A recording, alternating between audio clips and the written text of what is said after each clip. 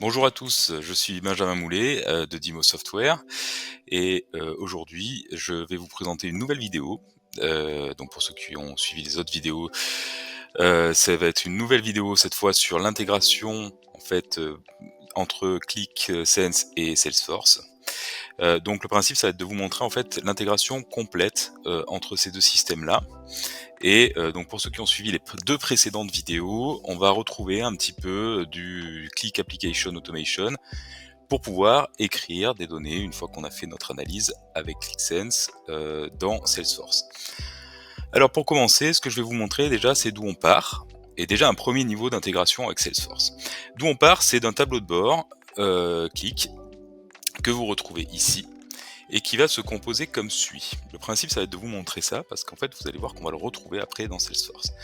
Donc ce tableau de bord est le suivant.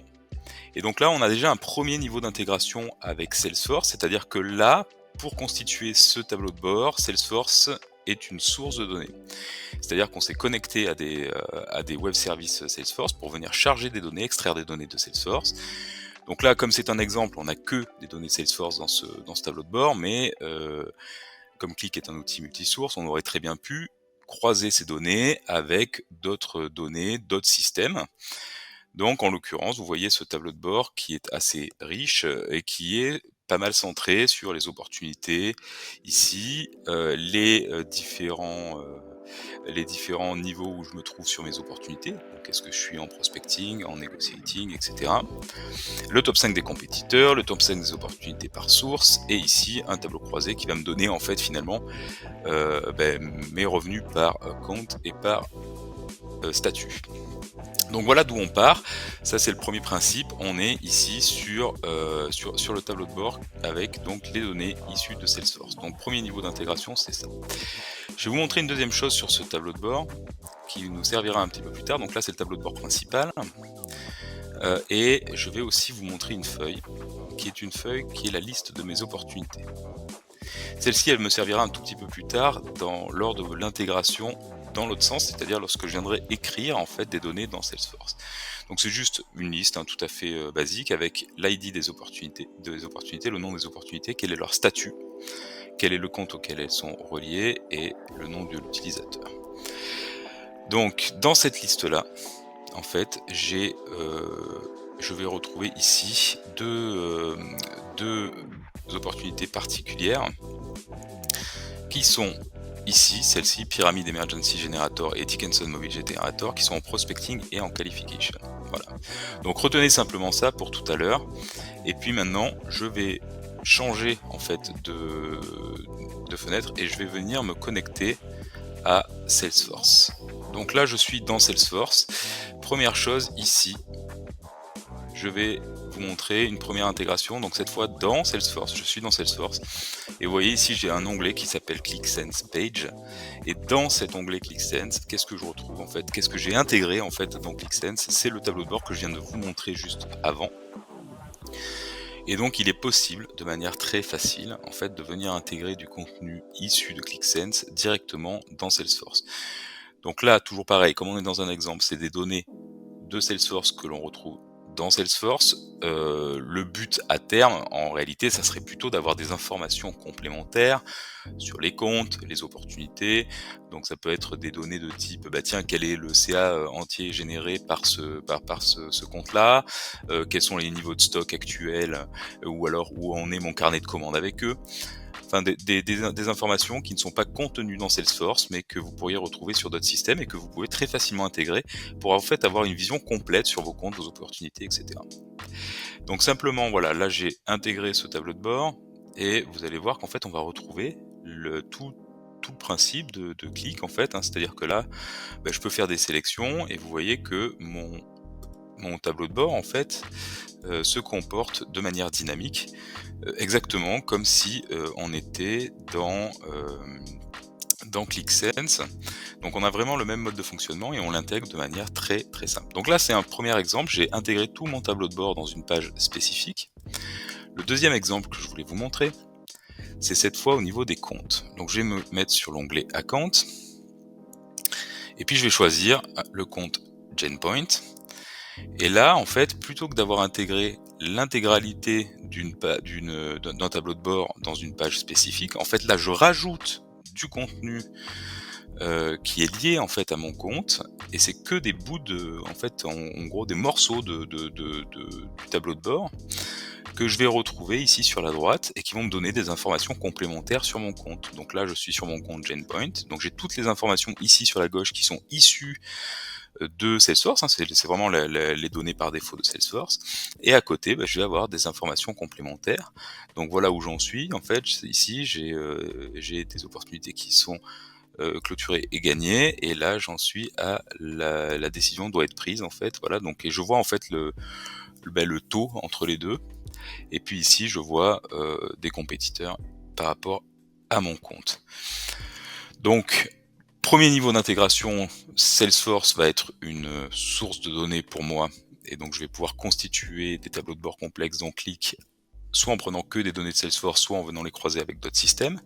Deuxième niveau d'intégration, là cette fois je prends des données de ClickSense et je viens les poser dans Salesforce pour une intégration facile. Alors cette vidéo tourne autour de l'intégration avec Salesforce, mais vous verrez qu'en fait on peut intégrer avec plein d'autres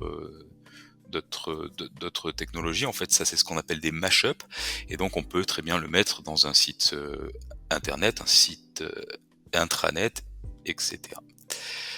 Donc voilà déjà 2 premiers niveaux d'intégration. Maintenant, et comme je vous disais, il y a eu donc d'autres vidéos sur ClickSense Application Automation.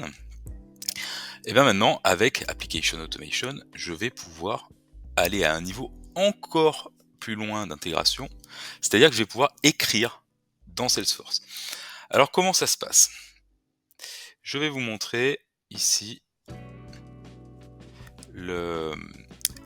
l'application automation qui va me permettre en fait de venir écrire des données dans Salesforce. Donc pour rappel, Application Automation, c'est un nouveau module qui est apparu sur ClickSense SaaS, qui est extrêmement puissant. Nous, on est extrêmement convaincus de l'utilité de ce module-là. Et en fait, c'est qu'est-ce qu'on va faire après qu'on ait analysé les données. Et donc, on va pouvoir comme ça automatiser un certain nombre de tâches qui habituellement seraient assez fastidieuses et manuelles.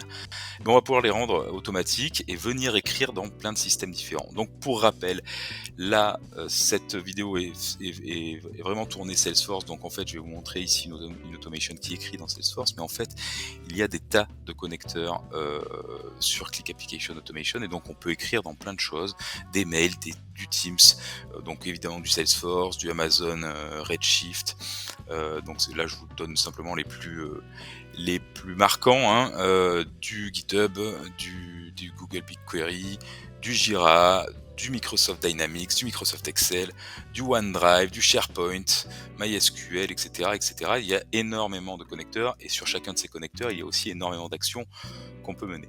L'avantage de Qlik Application Automation, pour rappel, c'est qu'il est très facile de définir des workflows, comme vous pouvez le voir ici. Donc je vais revenir en détail sur ce workflow-là. Et tout ça se fait sans code. C'est très facile à prendre en main, on n'a pas besoin de faire du code. Il suffit simplement de poser ses blocs, de constituer en fait son workflow à l'aide des différents outils qui sont disponibles, et voilà, on fait pas du tout de code. Dès qu'on est connecté à l'environnement, on peut voir les différents éléments qui nous permettent de constituer le workflow. C'est vraiment très très facile d'utilisation. Alors, si on se focalise en fait sur ce workflow là, qu'est-ce qu'il fait ce workflow? Donc, il y a toujours un point de départ, hein, dans Qlik Application Automation. Donc c'est celui-ci, c'est ce bloc-là, qui est un App Reload Finish. Qu'est-ce qui fait ce bloc-là? En fait, il est en mode webhook, c'est-à-dire qu'en fait, il va surveiller en fait tous les reloads d'applications qui se passent sur la plateforme de Qlik. Donc, tout simplement, ici, je lui dis, ben voilà, j'attends la fin de mon rechargement, et ensuite je passe derrière sur un bloc de conditions. Ce bloc de conditions, il me dit quoi? Il me dit que l'ID de mon application, qui est celui-ci, Donc rassurez-vous, vous n'avez pas besoin de connaître ce code par cœur. En réalité, ça se fait via un lookup et vous avez juste besoin de connaître le nom de votre application et ça se fait très facilement. Pas besoin de connaître vraiment les éléments techniques en fait de la plateforme. C'est juste la traduction ici que vous voyez. Donc il me dit voilà, je veux voir si mon application Salesforce a fini d'être rechargée. Et ensuite, deuxième condition, que le statut de rechargement de cette application soit OK. C'est-à-dire que le chargement s'est bien passé. Donc si ces deux éléments-là, ces deux conditions sont respectées, je vais passer dans le reste de la boucle, sinon je m'arrête. D'accord ? Il n'y a plus rien sur le no ici, donc je m'arrête. Ensuite, je passe à ce bloc-là. Ce bloc-là, qu'est-ce qu'il fait ? Il vient récupérer la liste que je vous ai montrée au tout début. C'est pour ça que je vous ai parlé de cette liste-là. Donc il va venir récupérer cette liste-là et il va venir la lire. Donc là, pareil, tout ça, je dis voilà quel est l'ID de mon application, quelle est la feuille, donc c'était liste d'opportunités, et quel est l'ID de l'objet, donc c'est mon tableau des opportunités ici, que je dois lire. Et ensuite, je passe dans une boucle en fait, c'est-à-dire qu'en fait il va lire ici ligne par ligne le tableau.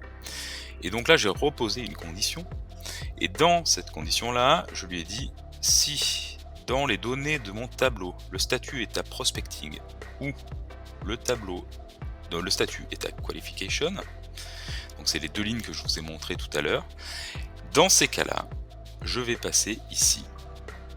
Et donc je vais passer ici, et ici je vais passer sur le bloc Salesforce. Et ce bloc Salesforce, qu'est-ce qu'il fait ? Et bien ce bloc Salesforce, il va venir créer une tâche. Et il va venir la créer donc dans la bonne opportunité. Donc il y a tous ces champs là qui vont être remplis, donc à chaque fois j'ai ici quel est le what ID, donc c'est mon ID d'opportunité, donc c'est comme ça que le lien va être fait. Le sujet, donc je dis que c'est un email, la date d'activité, donc à quel jour, donc la date du jour, le statut donc de ma tâche n'est pas démarré, la priorité est à normal, j'aurais pu la mettre à plus, et puis une description, voilà, qui va me donner en fait les éléments de ma tâche. Une fois qu'il a écrit cette tâche-là, donc là c'est à ce moment-là précis qu'il va écrire dans Salesforce, et donc je vous montrerai ensuite le résultat.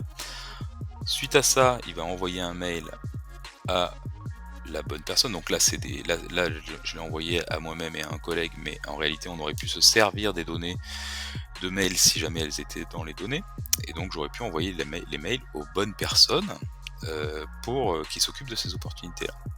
Donc pareil, dans le mail, je dis voilà, j'ai des tâches à traiter dans Salesforce, etc., etc. Je finis ma boucle. Une fois que tout est bouclé, j'envoie un message dans Teams, voilà, pour doubler en fait mon canal de communication en disant je vous ai envoyé un mail, mais je vais aussi envoyer sur le groupe commerce un message dans Teams, et ensuite je vais envoyer une image en plus. Donc comme je vous disais, le point démarre quand il y a chargement de l'application. Je vais donc me positionner sur l'application. Je vais aller me mettre ici dans le chargement de données et je vais lancer le chargement. Donc le chargement devrait être normalement assez rapide. Voilà, il est en cours. Donc vous voyez qu'il se connecte à Salesforce, il récupère des données. Voilà, il enregistre l'application et nous avons fini avec ça. Donc là, si je regarde ce qui s'est passé au niveau de mon automatisation, voilà, donc je vais prendre l'historique, ici le last run par exemple, et puis je vais mettre en chronologique. Donc vous voyez que il s'est déclenché à 14h15:56 et a duré 6 secondes. Donc là, il a bien fait son élément. Donc là, il a dit j'ai vu qu'il y avait un preload finish, donc je me lance. La condition est vraie. Je lis toute ma table, donc là c'est pour ça que là il passe plein de fois. Hop. Il a une condition avérée. Il envoie une tâche dans Salesforce, il envoie un mail, il repasse une nouvelle fois dans sa condition qui est à nouveau vraie. Il envoie une tâche dans Salesforce, il envoie un mail, et à la fin, il envoie des éléments dans Teams. Donc tout s'est passé comme je vous l'avais décrit, donc là vous avez l'historique ici, et maintenant on va aller vérifier tout ça dans Salesforce. Donc dans Salesforce, maintenant je vais m'intéresser à l'onglet Opportunities, parce que c'est dans les opportunités en fait que je suis allé créer des tâches, et donc je vais regarder ma tâche Dickinson, mon opportunité Dickinson, excusez-moi, et dans cette opportunité, vous voyez qu'ici maintenant il y a une tâche,